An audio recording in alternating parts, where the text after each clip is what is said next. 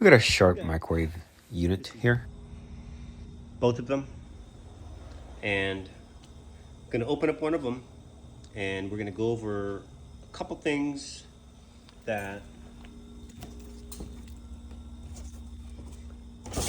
on the inside of the switch will give you a reading where the machine is not working, and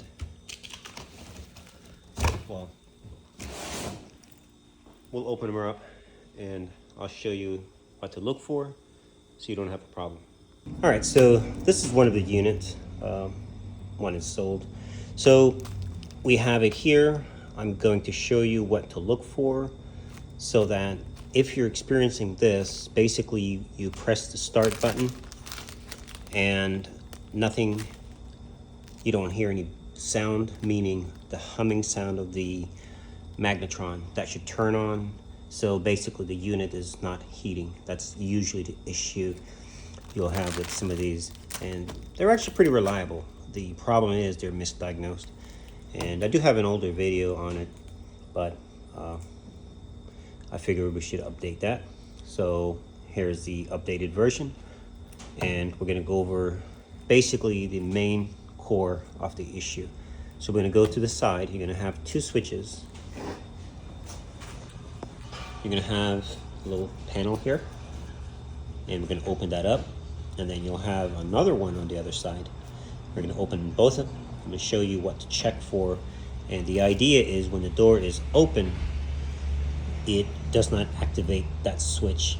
If that switch is not activated, the magnetron will not turn on because it thinks the door is not closed. The door has to be closed before it can initiate heating. All right, so let's get this open and let me show you.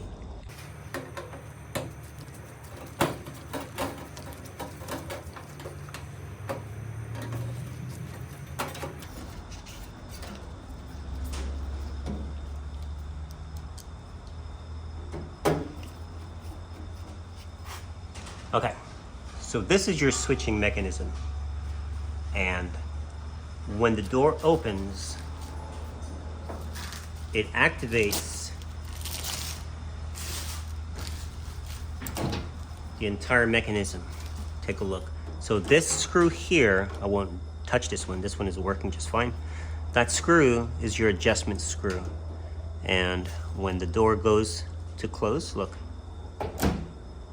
this whole thing would shift.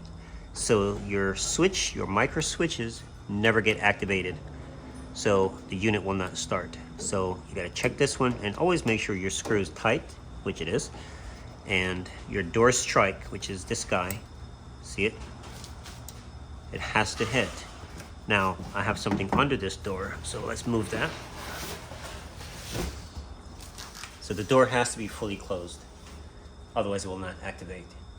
Now let me zoom in.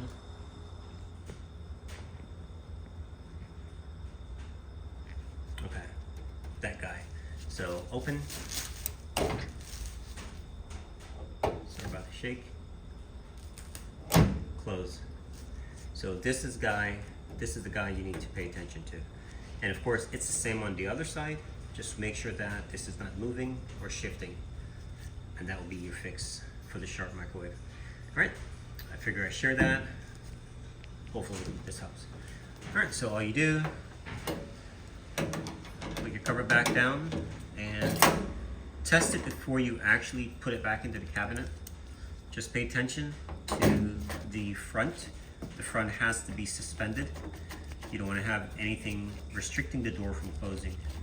Otherwise, it's going to stop you from able to close the door. And make sure that you check it with something inside, a bowl of water or a cup of water, whatever, and that should be your fix. Now the other side is going to be the same.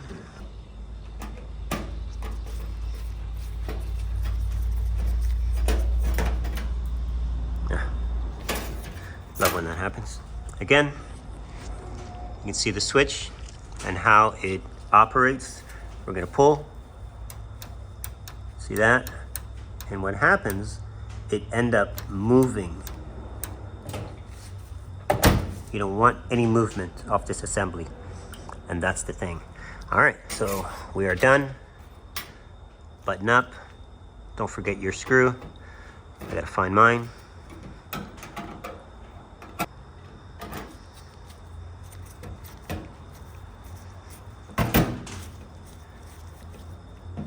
All right, guys. Thanks for watching.